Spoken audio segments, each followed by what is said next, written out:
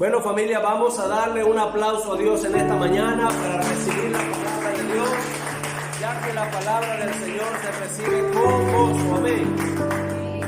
Hechos capítulo 19, versículo 19. Dice la palabra del Señor de la siguiente manera: asimismo, muchos de los que habían practicado la magia trajeron los libros y los quemaron delante de todos. Y hecha la cuenta de su precio, hallaron que era 50,000 piezas de plata. La semana pasada tocamos este capítulo, familia. La semana pasada tocamos este capítulo, este versículo. Y hacíamos una observación, que cuando el Señor entra en la vida del ser humano, cuando el Señor entra en la vida del ser humano, produce un cambio tremendo y produce un cambio extraordinario en la vida del ser humano. Amén. ¿Y qué me dice a mí? Que en la vida del ser humano habita el Espíritu Santo de Dios los frutos. Dice la Biblia que por sus frutos le conoceréis. ¿Y cuáles es aquello que forma el fruto del Espíritu Santo? Lo hemos leído varias veces en Gálatas 5, versículo 22. Por allí está Gálatas 5, versículo 22, que dice: mas el fruto del Espíritu es gozo, paz, amor, paciencia, benignidad, dominio propio, mansedumbre, templanza, fe. Estos son los elementos que forman el fruto del Espíritu. Entonces, cuando una persona ha sido redarguida por el Señor, ha traído su vida a los pies de Cristo, ha rendido su vida a los pies de Cristo y se ha entregado al Señor, el Espíritu Santo viene a morar en su corazón y empieza a producir un fruto. Yo no estoy diciendo para nada que de un día a otro el cambio sea radical, aunque se han dado casos. Aunque se han dado casos, personas que eran alcohólicas total y absolutamente, el Señor los transforma y de un momento a otro quedan sobrios y no vuelven a probar alcohol. Pero también se ha dado casos de personas que han dejado el alcohol poco a poco, hasta que lo dejan total y absolutamente y más nunca vuelven a probar una gota de alcohol. Amén. Se han dado casos de que en personas se produce el cambio total, en que dejan la vida del bonche, de la rumba, de la bebedera, y que dejan la vida de la mentira, que dejan la vida del engaño, que dejan la vida del adulterio, dejan la vida del vicio, del chimón, del cigarro, del licor. Lo dejan, pero de un momento para otro, radicalmente lo dejan. Pero también se han visto casos de que personas que progresivamente van dejando todos los vicios hasta que el Señor alcanza en ellos la obra perfecta. Hasta que el Señor produce en ellos la obra perfecta. Pero en esto quiero hacer una salvedad. El domingo pasado hacíamos una observación y lo escribíamos en la pizarra. La Biblia dice en Tesalonicenses 5:23, como dice la palabra del Señor: y el mismo Dios de paz os santifique por completo. ¿Quién te va a santificar según la Biblia? El Señor Jesucristo en su oración decía: Padre, santifícalos en tu verdad. Tu palabra es verdad. ¿Quién es el que va a santificar? El Padre. Lo dice la Biblia, lo estoy leyendo textualmente. Y el mismo Dios de paz os santifica por completo. ¿Quién te va a santificar? Dios. ¿Ok? Y el Señor Jesús en su oración decía: Padre, santifícalos en tu verdad. Tu palabra es verdad. Él le decía: Padre, santifícalos. ¿Ok? Dios te santifica, Dios te hace santo a través de un proceso que se llama santificación. Y Dios usa para esto al Espíritu Santo para santificarse. Pero el Espíritu Santo usa los dones ministeriales, los dones espirituales y la palabra para santificarte. Pero tú tienes que guardarte. ¿Ok? Tú tienes que consagrarte. El Espíritu Santo te santifica, porque la palabra lo dice textualmente, lo estoy leyendo. Pero tú tienes que consagrarte, y la consagración consiste en que tú te apartes de todo mal. En que tú te apartes de todo mal. Amén. El Señor en la cruz del Calvario te redimió cosas que nadie podía hacer por sí mismo y cosas que ningún sacrificio de animal podía hacer por ti. Ninguna sangre de ningún animal podía redimir tu vida, solamente la sangre de Jesucristo. Jesucristo vino a la cruz del Calvario, derramó su sangre y redimió tu vida y redimió mi vida. Eso no lo podía hacer nadie, pero apartarse de fornicación lo puedes hacer tú. ¿Ok? No tiene que venir Cristo, el ángel de Jehová, con una espada desenvainada. Aquí, para acá no pasa usted y usted no pasa para acá. No, eso no va a ser así. Usted se aparta de fornicación, usted se aparta de adulterio, usted se aparta del vicio, usted se aparta de la mentira, usted se aparta de lo que le hace daño a tu vida espiritual. Usted se aparta, Dios te mantiene salvo y Dios te santifica, pero usted se consagra a su nombre. Usted se consagra a Dios. ¿Qué dice la Biblia? No guardas recuerditos. Mi esposa decía la semana pasada que cuando ella se convirtió al evangelio, ella tenía 2 estatuillas.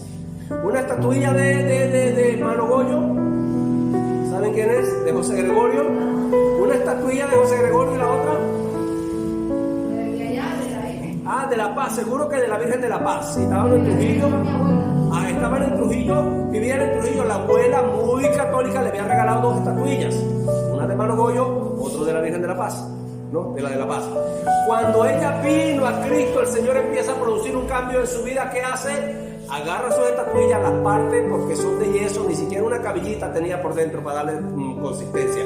Agarra sus estatuillas, las rompe, las parte, las echa a la basura y se va a donde tiene que estar. ¿Ok? Se va. No guardó recuerdo.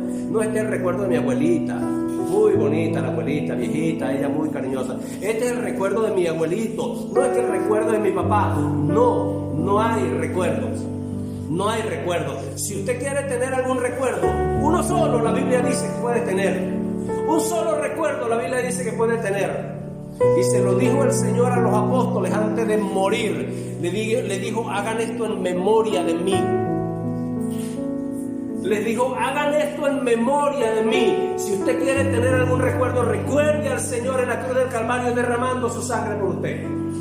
Si usted quiere tener memoria de algo, tenga memoria del Señor clavado en la cruz, muriendo por cada uno de nuestros pecados.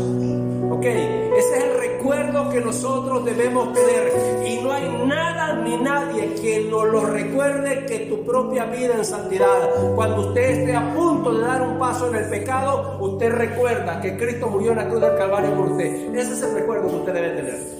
Ese es el recuerdo que la Biblia me demanda a mí que yo tengo. Hagan esto en memoria de mí, dijo el Señor. Hagan esto en memoria de mí. Él no dijo conserven crucecitas. Él no dijo conserven estampitas. Él no dijo conserven muñequitos para que me recuerden. No, el Señor no dijo eso. Él dijo, cada vez que coman este pan y beban esta copa, háganlo en mi memoria. De mi muerte se acordarán y mi venida anunciarán a su nombre.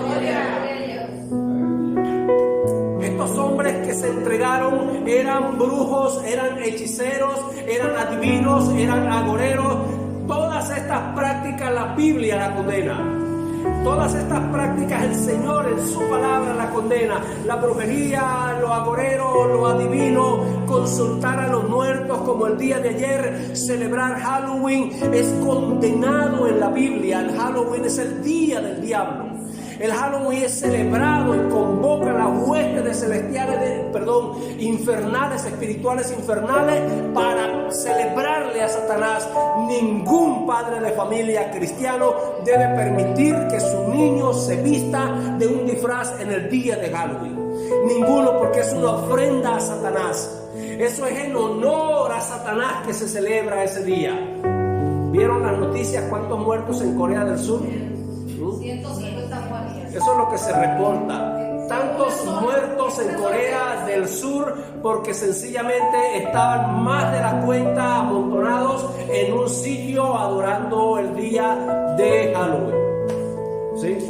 Y el diablo diezmó. El diablo congregó y después de congregar recogió el diezmo. Vengan. ¿Sí? Porque no solo los evangélicos pedimos diezmo, no solo la Biblia habla de diezmo, no solo el Señor a través de las leyes pidió el diezmo, el diablo también exige diezmo. Y el diablo no pide como diezmo casa ni carro, pide vidas. El diablo pide vidas como diezmo y aprovecha esos momentos para recoger su cosecha. Así que, familia, más nos vale a nosotros estar bien ubicaditos en el momento en que el Señor va a decidir por nuestras vidas, y que nosotros hayamos enseñado a nuestros hijos no a vestirlos de Halloween, no a vestirlos de calabaza, no a vestirlos de arlequín, no a vestirlos de nada, ni mandarlos a pedir dulce. ¿Quieren dulce? Usted va y se los compra en la bodega. ¿Ok? ¿Quieren caramelo? Además que dan lleno para las lombrices. Usted va y se los compra en la bodega y se los da. ¿Quiere caramelo? Aquí tiene caramelo, coma. Y se me queda tranquilito. Y el engaño tal que dice, no, pero yo lo voy a vestir de mariposita, de lo que sea. Cualquier cosa que se haga el día de Halloween es una ofrenda a Satanás que se le está haciendo. Es una ofrenda a Satanás que se le está haciendo. Así como cuando usted viene a este servicio, y cada persona que nos ve a través de esta transmisión que estamos haciendo va al servicio en su iglesia, en el local donde esté, ya, por el puro hecho de usted presentarse, usted está presentando una ofrenda al Señor. Ya, de ahí en adelante la ofrenda crece de acuerdo a su alabanza, la ofrenda crece de acuerdo a su entrega, la ofrenda crece de acuerdo a su adoración, crece su ofrenda. Pero con su presencia en el lugar de reunión para alabar al Señor, ya usted está presentando una ofrenda. ¿Qué dice Romanos capítulo 12, versículo 1? Os ruego por la misericordia del Señor que presentéis, ¿qué? Vuestros cuerpos, ¿en qué? En sacrificio vivo y santo, agradable a Dios, que es vuestro culto racional. Lo interpretaba un hermano de Madre Vieja de esta manera, que es la ración de tu culto de la semana. Amén. Es vuestro culto racional. Usted se presenta en este lugar para adorar a Dios y ya usted está presentando una ofrenda. De ahí en adelante la ofrenda crece con el fruto de tus labios y con tu adoración y con tu pasión para adorar a Dios. Amén. Usted se presenta en un sitio donde se está adorando a la del pilar. No es que voy a comprar un vestido porque está barato. Usted ya está presentando culto. Ya usted está participando y está presentando su cuerpo en sacrificio vivo a la imagen y a la ni siquiera una deidad, a esa situación de la Virgen del Pilar. Ya usted se está presentando a ese ídolo del Pilar, con el simple hecho de que usted vaya, no, pero es que están los teléfonos baratos allí, hay una oferta en teléfono, voy a comprar un teléfono, más voy a las 10 de la mañana a comprar el teléfono. Usted está participando y le está llevando una ofrenda al ídolo del Pilar. Hermanos, que el Señor reprenda al diablo. Saquémonos esa bendita idolatría de nuestro corazón y saquemos ya definitivamente el mundo de nuestros corazones. Eso forma parte del mundo, así de sencillo. El Señor hablando a través de la boca de un niño. Amén. Ojalá y nosotros tuviésemos esa entereza y ese carácter para decir, no, yo no voy, porque yo no rindo pleitesía a la del Pilar, ni a la del Sol, ni a la de San Sebastián. No rindo pleitesía a ninguna deidad del mundo, del inframundo, del infierno, a ninguna. Miren, familia, estos hombres y estas mujeres que practicaban la idolatría, en Hechos capítulo 19, versículo 19, dice que agarraron todos sus libros. La semana pasada decíamos que ellos no agarraron el libro y dijeron, no, lo voy a vender el libro para comprarme una falda, para comprar faldas para ir a la iglesia porque no tengo iglesia. No, los libros eran caros. ¿Ok? Es como el que tiene la patente, decíamos la semana pasada, de la licorería. Viene a los caminos del Señor, se entrega y ya no va a vender más licor, pero vende la patente. O sea, la patente sigue vendiendo licor, la patente sigue formando adoradores de Satanás, sigue apoyando el adulterio, sigue apoyando la fornicación, sigue apoyando el robo, el atraco, porque una persona después que tiene mucho licor en la cabeza, pierde el sentido de lo que está haciendo, pierde el sentido común y empieza a caminar en caminos de pecado, en deleites de pecado y a deleitarse en el pecado. ¿Ok? Vamos a continuar leyendo la palabra del Señor en el versículo 20. Dice la palabra del Señor: así creía, crecía y prevalecía poderosamente la palabra del Señor. crecía y prevalecía. Familia, mire, dos términos, présteme atención, dos términos tenemos acá en el capítulo 20: crecer y permanecer. Permanecer sembrados y cimentados en la palabra del Señor y en la doctrina de Jesucristo. Amén. Permanecer, crecer y permanecer sembrados en la doctrina de Jesucristo. Amén. No crecer como la hierba del campo. Mire, familia, ¿sabe qué me llama la atención? ¿Sabe qué me llama la atención? Que usted hoy pasa la pala, pasa la guaraña a relé de tierra, pasa la palita a relé de tierra y deja el espacio como para jugar metra. Cae una lluvia en la noche y al otro día la gramita ya ha crecido como 1 centímetro. La verdecito ha crecido como 1 centímetro. Eso me llama la atención. Pero ¿sabe qué pasa con ese crecimiento rápido? Que usted vaya a agarrar la ramita y la saca con todo y raíz. O así la ramita tenga 20 centímetros de largo, usted va y la saca con todo y raíz.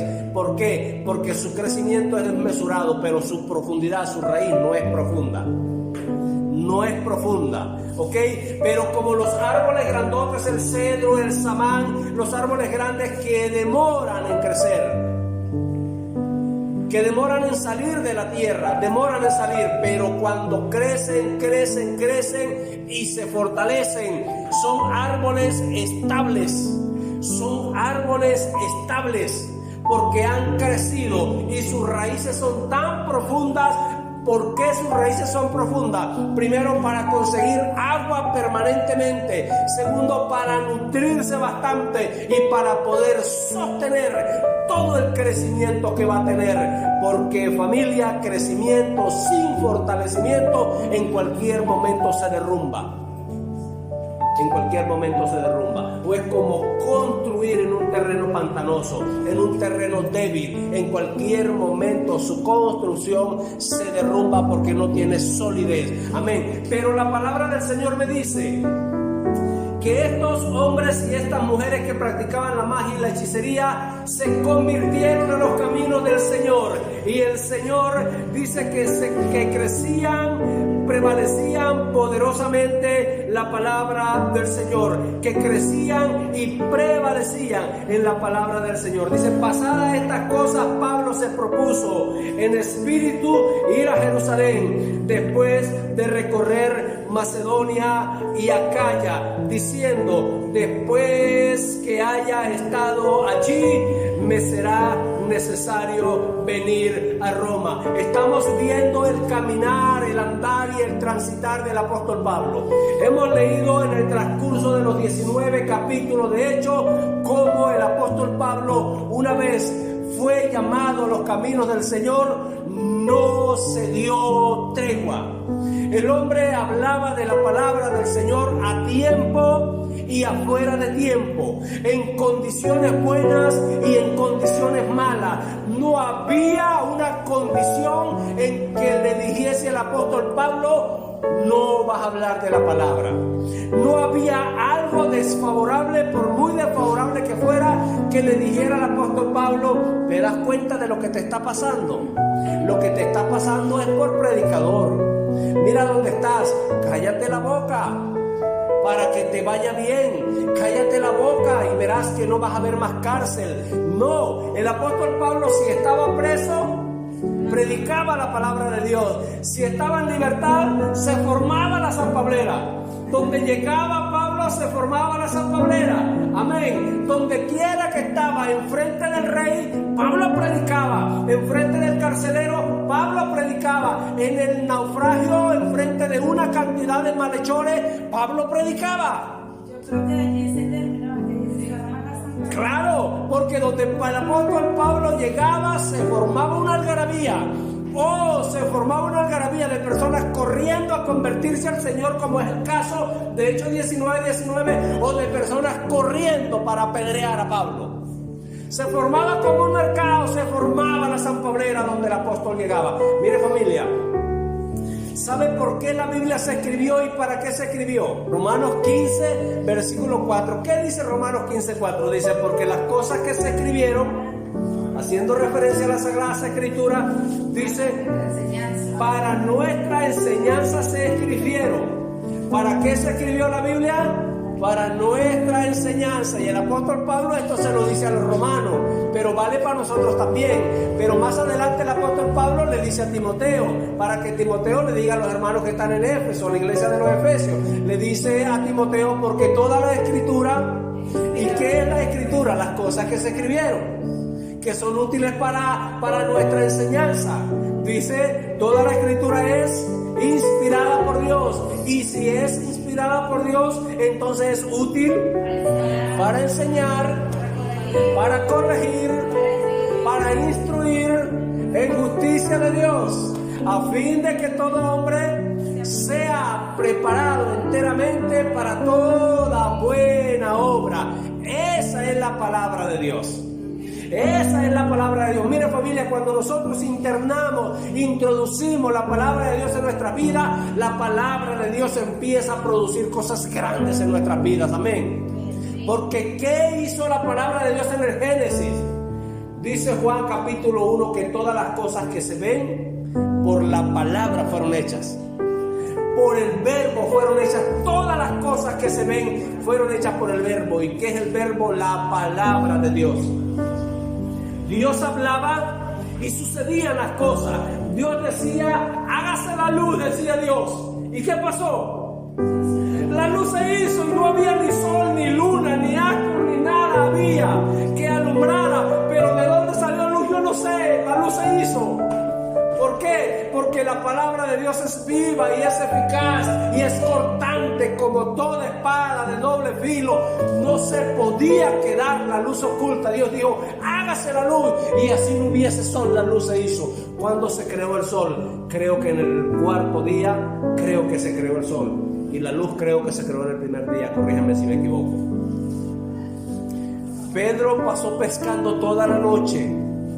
El apóstol Pedro pasó pescando toda la noche y no pescó nada, no atrapó en su red nada.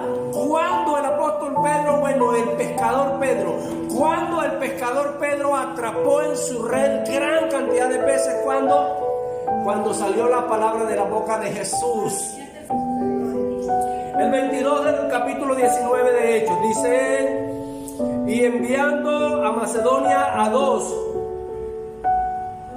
a los que le ayudaban, Timoteo y Erasto, él se quedó por algún tiempo en Asia. Hubo por aquel tiempo un disturbio no pequeño. ¿Acerca de qué? Acerca del camino, acerca del evangelio que predicaba Pablo, acerca del evangelio del reino. Hubo en aquel tiempo un disturbio no pequeño acerca del camino, porque un platero llamado Demetrio, que hacía estos plateros, siempre traen problemas a los caminos del Señor. Mire, hoy por hoy el evangelio no tiene credibilidad en alguna parte de la sociedad precisamente por estos plateros. Plateros que intercambian toda la palabra del Señor por plata. Plateros que para que el Señor haga un milagro en su vida, usted tiene que darle plata. Plateros que mientras más grande es su ofrenda, más grande es la palabra de Dios para usted. Y no es nuevo. Esta falsa doctrina está desde los días del apóstol Pablo. Hacía templecillos de plata. ¿Con qué intención? Con la intención de ganar dinero, con la intención de vender la fe, con la intención de usar la fe de la sociedad para ganar dinero. ¿Y de qué platero estamos hablando? De esos plateros que venden la fe. En ese tiempo era Diana la diosa. De esos plateros que inescrupulosos, que todo tiene que ver con dinero. Sí, Señor, dice el 24, porque un platero llamado Demetrio, que hacía de plata templecillos, o sea, catedrales pequeñas, que era el templo de Diana, daba no pocas ganancias a sus managers, a sus tutores, a sus jefes, a sus representantes religiosos, a los que les otorgaba el permiso para él hacer los templecillos. Él daba ganancia, porque ¿quién iba a aquella zona y no compraba un templecillo dedicado a la diosa Diana, un templecillo de plata? Todo el turista que iba a la zona compraba su recuerdo, como todo el que va a Trujillo, al pueblo de Trujillo, compra su recuerdo de la Estatua de la Paz y de José Gregorio. Todo el que va a Isnotú compra su recuerdo de José Gregorio. Todo el que va compra su recuerdo de San Benito. Todo el que va a Maracaibo compra su recuerdito de la Chinita. Y todo el que va a Guanare compra su recuerdo del santuario de la Coromoto, que está allí grande antes de llegar a la ciudad de Guanare. Amén. Esto se convierte en un negocio. Era una empresa y el jefe, el caporal de la empresa, se reunió con los obreros. O sea, el sindicato del templo de Diana de los Efesios, se reunió con todos los obreros en contra de una sola persona, en contra de Pablo. O sea, aquí se formó otra vez la San Pablera. ¿Okay? Se formó, como dice el versículo 23, hubo en aquel tiempo un disturbio no pequeño acerca del camino. ¿Sabe por qué acerca de este camino? Porque este camino estaba maltratando, le estaba causando daños a las finanzas de muchas personas. Y además de causarle daño a las finanzas de muchas personas, le estaba causando daño a la ignorancia en el que estos hombres mantenían a la sociedad, en la idolatría, sucumbidos en una ceguera y en una ignorancia, robándoles y manipulándoles, vendiéndoles el cielo, vendiéndoles la tierra, vendiéndoles un purgatorio, vendiéndoles la vida eterna a cambio de dinero, engañados total y absolutamente. Llega el apóstol Pablo con el camino correcto, con el evangelio de verdad, y empieza como Jesucristo entró al templo, con un látigo en la mano, a sacar fuera todos los que estaban tergiversando la verdad plasmada en el Tanakh, en el Torah hebreo. Todas aquellas personas que estaban en el templo en los tiempos de Jesús, que estaban tergiversando toda la palabra de Dios, Jesucristo los agarró con un látigo y los sacó de aquel lugar y les volcó sus mesas, porque todo lo habían transformado en dinero. Aún en el tiempo del Señor, y esto no estaba muy lejos de los tiempos del Señor. Ponle en los años 60, en los años 70 después de Cristo, 30 años después de la ascensión de Cristo, ya el apóstol Pablo estaba de nuevo derribando estructuras de idolatría, derribando estructuras satánicas que mantienen cegada a la sociedad. Por eso yo tengo mucho cuidado. Yo tengo mucho cuidado a la hora de dijes en las cadenas o dijes en las pulseras, a la hora de dijes en los zarcillos y eso, lo que son las imágenes. O sea, sea la que sea, así sea de un chigüire, sea de un venado, sea de una persona, sea de la que sea. Es que la imagen está claramente para todo el mundo que está prohibida. O sea, todo católico, por muy recién llegado al catolicismo que sea, se conocen los 10 mandamientos. Bueno, digo yo en mi ignorancia, debería conocer los 10 mandamientos. ¿Y cómo comienza diciendo? Oye Israel, yo soy Jehová tu Dios, uno solo Dios. No tendrás delante de mí dioses ajenos falsos. No te harás imágenes de nada de lo que esté en el cielo, nada de lo que esté en la tierra, ni nada de lo que esté debajo de la tierra, en el inframundo. No te hagas imágenes, nada. Entonces el católico debe de saber eso, por muy recién llegado que sea. Yo creo, nunca fui, pero creo que hasta para hacer la primera comunión tienes que saberse los 10 mandamientos. Primero dice que no te hagas imagen. Entonces no debes usar imagen de ninguna. No sé qué es, menos. Está prohibido en las Sagradas Escrituras hacer imágenes. Amén. Por eso hay que tener mucho cuidado con las cosas, familia.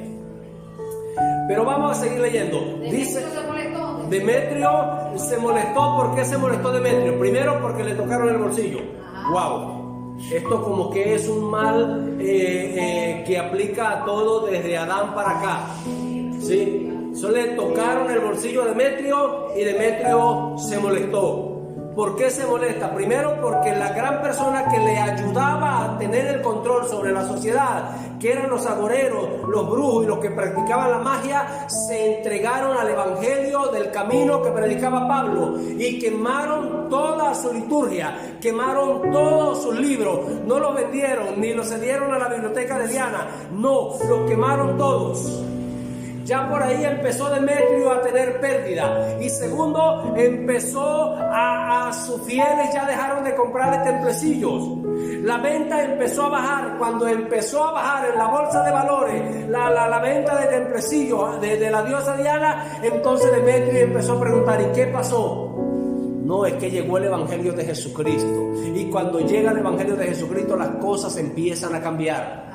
Las cosas empiezan a tomar un giro extraordinario, un giro positivo, un giro para salvación. Empiezan a tomar las cosas del Señor. Él indagó y resultó que era el apóstol Pablo. Y dice que reunió a todos los obreros del mismo oficio.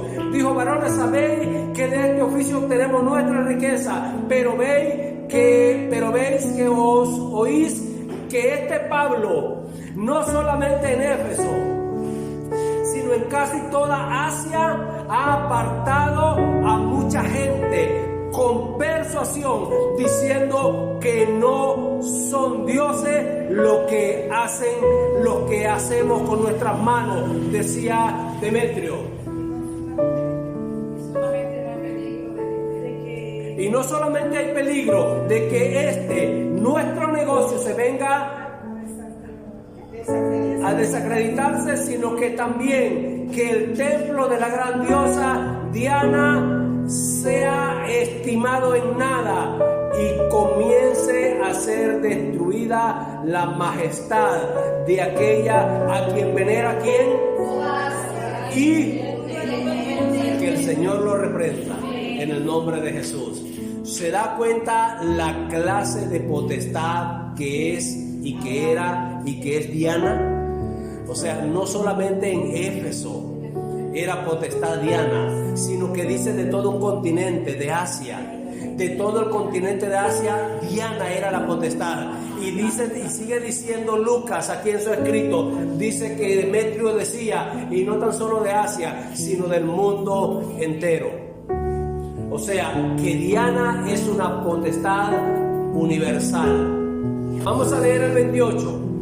Dice la palabra del Señor: cuando oyeron estas cosas, se llenaron de ira y gritaron diciendo: grande es Diana de los Efesios. Y la ciudad se llenó de confusión, y a una se lanzaron al teatro, arrebatando a estos discípulos del apóstol Pablo, macedonios, compañeros y discípulos de Pablo. Y queriendo Pablo salir al pueblo, los discípulos no le dejaron.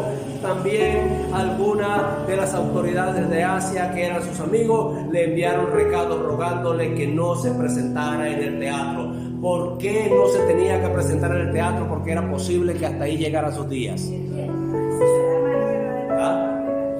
Ahí sí se había armado la verdadera sanpablera en aquel lugar. Se levantaron todos cuando se dieron cuenta que su deidad había sido tocada.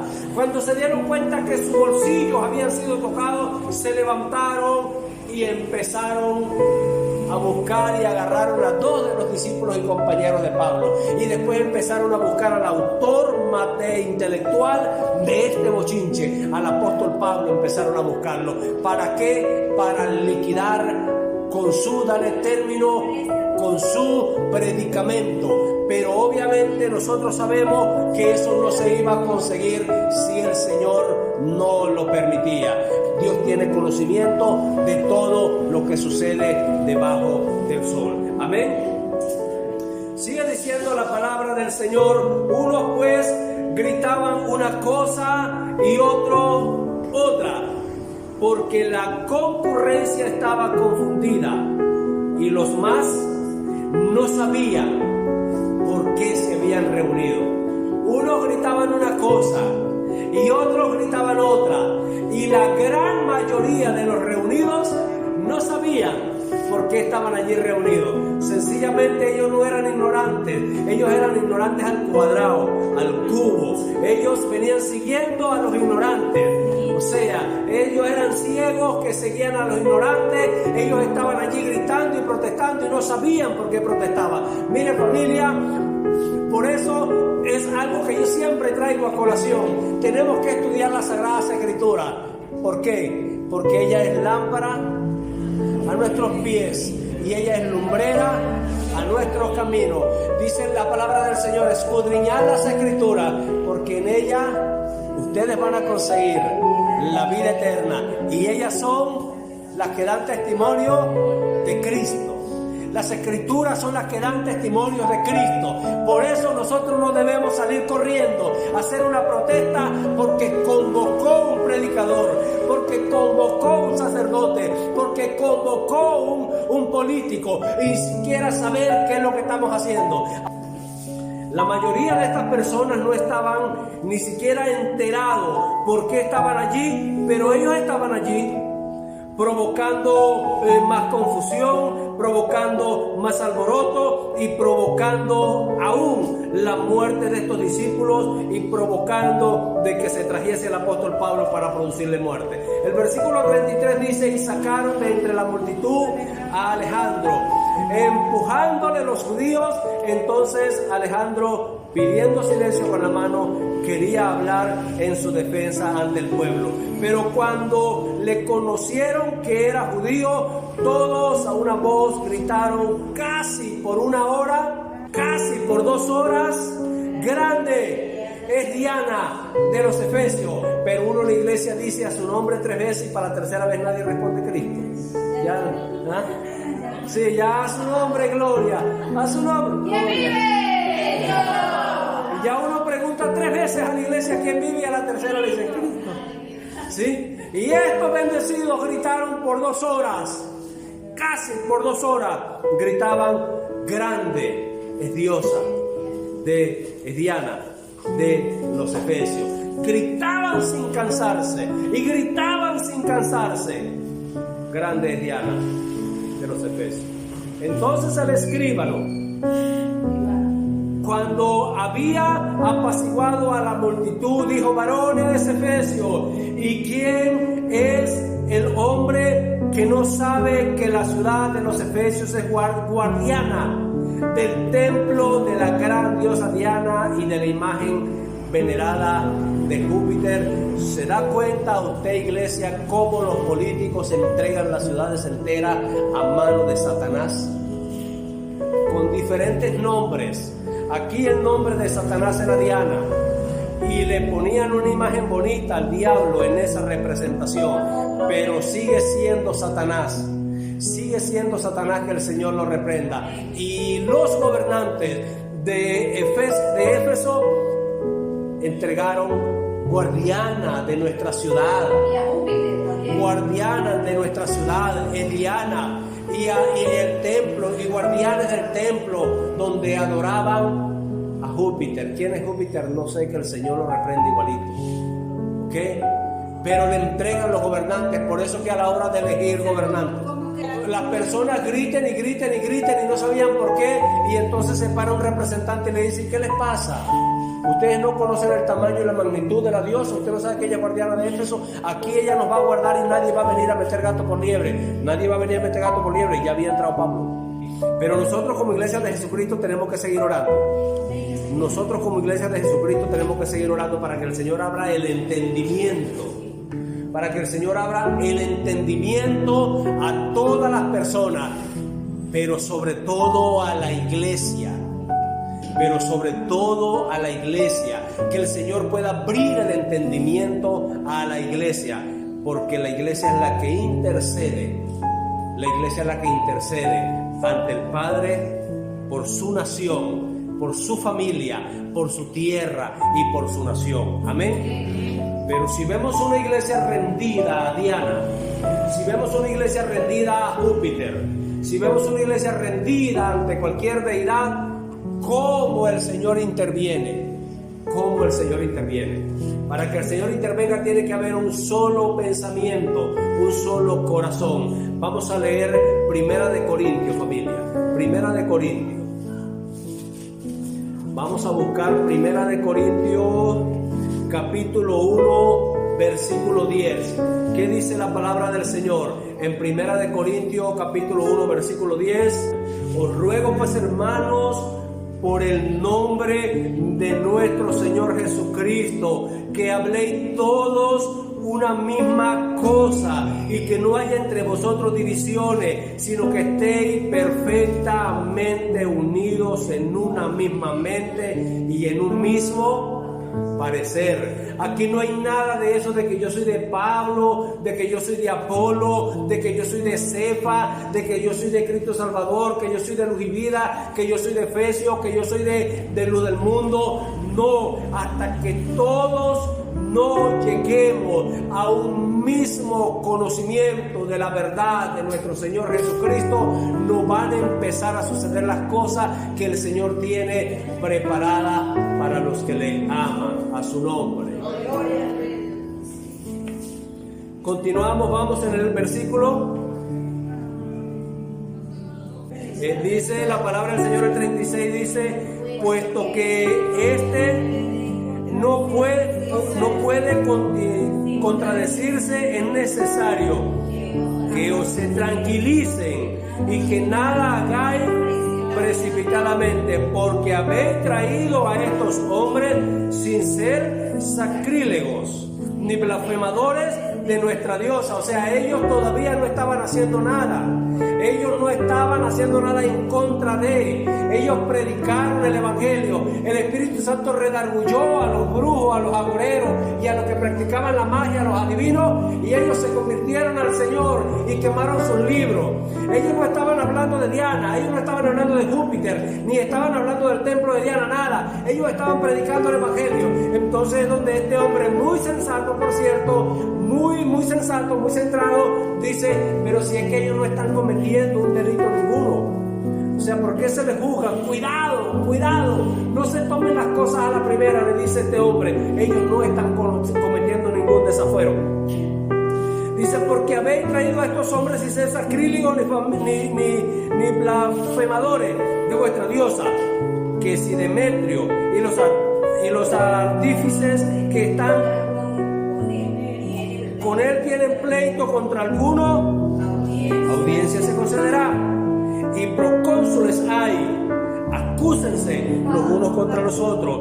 Y si demandáis alguna otra cosa en legítima asamblea, se puede